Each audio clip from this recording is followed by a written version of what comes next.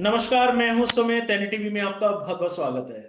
आज हमारे साथ में हैं बॉलीवुड एक्टर और सीरियल एक्टर सुधांशु पांडे। आप इनको सीरियल अनुपमा का वनराज भी कह सकते हैं। वो बात अलग है कि इन्होंने अब शो को अलविदा कह दिया है। ये आज शो से जुड़ी काफी बातें हमसे खुलकर चर्चा करेंगे इस बारे में। तो आप चलिए, आपको उनसे मिलवाते हैं। सुधांशु, हमसे जुड़ने के लिए बहुत बहुत धन्यवाद आपका। बहुत बहुत धन्यवाद सुमित, मुझे यहाँ बुलाने के लिए। सुधांशु जी, सबसे पहले तो मैं ये कहना चाहता हूँ कि आपने इस शो को अलविदा कह दिया है। पर अफवाहें पीछा नहीं छोड़ रही हैं। कुछ लोगों का कहना है कि आपने रूपाली गांगुली की वजह से शो छोड़ा है। कुछ लोगों का कहना है कि आपने प्रोड्यूसर की वजह से शो छोड़ा है। तो हम सुधांशु से जानना चाहते हैं, आखिर सच्चाई क्या है। देखिए, अब आपने पहले मुझे अफवाहें बताई तो अफवाहों को अफवाह ही रहने देते हैं। और अफवाह का मतलब ही अफवाह है जो सच्चाई से परे होती है ना। तो सच्चाई मैं आपको बता देता हूँ। सच्चाई ये है कि 4 साल मैंने इस किरदार को शो में दिए हैं। शो ने हमको बहुत कुछ दिया है, सबको बहुत कुछ दिया है, चाहे मैं हूँ, चाहे रूपाली हो, चाहे प्रोड्यूसर हो, चाहे डायरेक्टर हो। उस शो से जुड़े हर इंसान को इस शो ने बहुत कुछ दिया है। ये बहुत बड़ी ब्लेसिंग रही है हमारे जीवन की। हम्म। तो लेकिन हमेशा हर चीज का एक वक्त होता है सुमित। कहते हैं ना कि good things don't last forever, you know. तो this also had to somewhere come to an end because 4 साल एक किरदार प्ले करने के बाद मुझे ऐसा लग रहा था कि मेरे अंदर का एक्टर अब थकने लगा है। तो मुझे अब लगता है कि मुझे अब कुछ और चीजें एक्सप्लोर करनी चाहिए एज एन एक्टर, जो बहुत जरूरी है। क्योंकि 4 साल बहुत लंबा समय होता है। और शायद शो इतना खूबसूरती से चल रहा है, इतना प्यार और सम्मान दुनिया भर से मिलता आ रहा है। यही वजह थी कि मैं 4 साल जुड़ा भी रहा हूँ इस शो से। और मेरे किरदार को बहुत सारा प्यार मिलता रहा है। तो मुझे लगा नहीं इससे पहले कि मुझे अलग होने की कोई जरूरत है। लेकिन अब मुझे ऐसा लग रहा था कि समय आ गया है कि शायद मुझे अब, जब तक चीजें अच्छी चल रही हैं, उस दौरान ही मुझे इस चीज को इस चीज से अलग होना चाहिए, बजाय इसके कि जब डिक्लाइन शुरू हो जाए या चीजें, या ऑडियंस उसको एक्सेप्ट करना बंद कर दे, तब मैं वो एग्जिट लूं।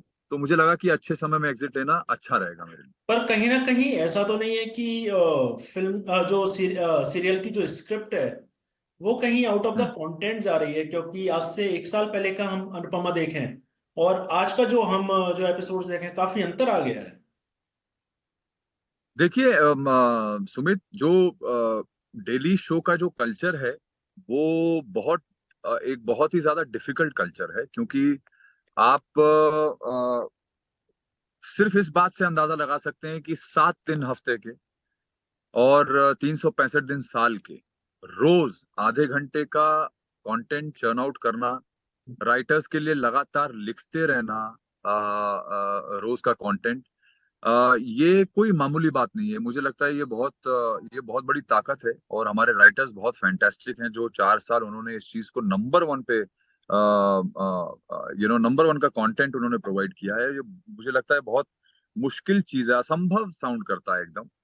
पर 4 साल फिर भी उन्होंने रखा है। और कहीं ना कहीं कंटेंट ऊपर नीचे तो होता ही है, हमेशा एक सा नहीं रह सकता। हमेशा अगर हम लोग ये चाहें कि हमारा कंटेंट हमेशा ही इतना अच्छा रहे, 4 साल लगातार 365 दिन हफ्ते के 7 दिन अगर लगातार कंटेंट उतना ही मेंटेन रहे, तो ये तो इम्पॉसिबल है, दुनिया में कोई नहीं कर सकता है।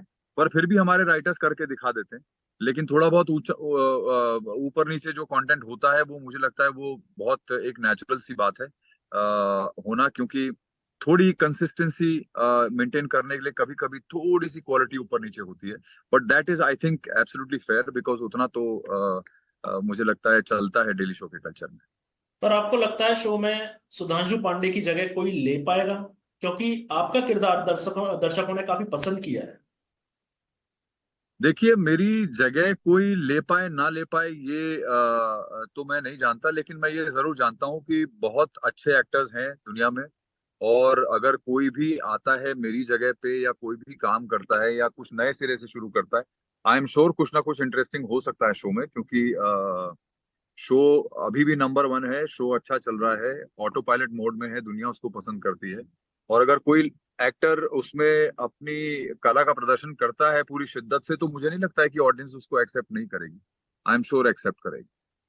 अब शो से बाहर आने के बाद आप किसको सबसे ज्यादा मिस कर रहे हैं? किस कास्ट को सबसे ज्यादा मिस कर रहे हैं? कोई एक तो नहीं होगा खास। नहीं, ऐसा ऐसा एक या दो खास नहीं है। मुझे ऐसा लगता है कि जो मेरा रोज का जो उठना बैठना होता था सेट पे, जो यंग यंग टीम है हमारी, तोशु है, डिम्पी है, पाखी है, ये लोग और बापू जी, ये लोग अक्सर मेरे रूम में आके बैठे रहते थे। हम लोग दिन भर हंसी मजाक करते थे, बहुत मजा आता था। तो एक वो जो माहौल होता था हंसी मजाक का, वो मैं जरूर मिस करूंगा डेफिनेटली। पर उस माहौल को वो करने के लिए मुझे लगता है कि मैं उस माहौल को फिर से मतलब दोबारा महसूस कर सकूं, उसके लिए हम लोगों ने ये डिसाइड किया कि हम लोग हमेशा बाहर मिलते रहेंगे, डिनर्स पे जाते रहेंगे, और फिर अपना जो हम लोग मस्ती मजाक करते थे वो करते रहेंगे। तो मुझे लगता है कि वो कल्चर हम लोग चालू रखेंगे, जारी रखेंगे आगे। सुधांशु जी, खबर तो ये भी है कि आपके बाद अब मदालसा भी शो छोड़ने वाली हैं। कुछ अगर शो वो छोड़ने वाली है तो आपसे एक बार सजेशन तो लेंगी। क्या आपके पास ऐसी कुछ जानकारी है? नहीं, मुझे तो इस बारे में कोई जानकारी नहीं है, क्योंकि मदालसा तो वैसे भी मेरे ख्याल से 2 महीने से शूट नहीं कर रही थी। जब से लीप हुआ था तब से वो शूट नहीं कर रही थी। तो मुझे एक्चुअली इस बात का बिल्कुल भी अंदाजा नहीं है कि वो छोड़ रही है, छोड़ चुकी है, या छोड़ने वाली है। इस बात का मुझे बिल्कुल भी अंदाजा नहीं, क्योंकि 2 महीने से आई थिंक वो वैसे भी शूट नहीं कर रही थी। बिकॉज उनके कैरेक्टर को हम लोग कहानी में ही हम लोग ने डायलॉग के थ्रू बताया था कि वो रशिया में मॉडलिंग कर रही हैं, और वो हमको पता नहीं था कि कब उनकी री एंट्री होने वाली थी। तो ये बात, इस बात का तो मुझे भी अंदाजा नहीं। मेरा आपसे जाते जाते एक आखिरी सवाल। अब जी। सुधांशु जी करने क्या वाले हैं? अनुपमा छोड़ दिया है, या तो कोई फिल्म करने वाले हैं, या तो आई थिंक आपका एक रॉक बैंड भी है जिसमें आप एक्टिव रहते हैं। हाँ, मेरा boy band, band of boys जो था, उसमें तो मेरी री एंट्री हो चुकी है, रीयूनाइट कर चुके हैं हम लोग। हमारा पहला एल्बम, जो कमबैक एल्बम है, वो ऑडियो तो लॉन्च हो गया है, पहला वीडियो, म्यूजिक वीडियो भी लॉन्च हो गया है। It's doing very well. बहुत प्यार मिल रहा है लोगों का, बिकॉज हमारी ब्रांड वैल्यू बहुत पहले से ही बहुत ज्यादा मजबूत थी। लोगों को बहुत पसंद है हमारे गाने। आज से 20 साल पुराने गाने भी लोग अभी तक गाते हैं, उन पे रील्स बनाते हैं। तो हमारे कमबैक एल्बम को भी बहुत सारा प्यार मिल रहा है। और अभी एक के बाद एक दो म्यूजिक वीडियोस और भी आने वाले हैं। और इसके साथ मैं कुछ और भी कर रहा हूँ, जिसके बारे में अभी मैं बात नहीं कर सकता हूँ। But maybe after a month I can speak about it. जी सुधांशु, हमसे जुड़ने के लिए बहुत बहुत धन्यवाद आपका।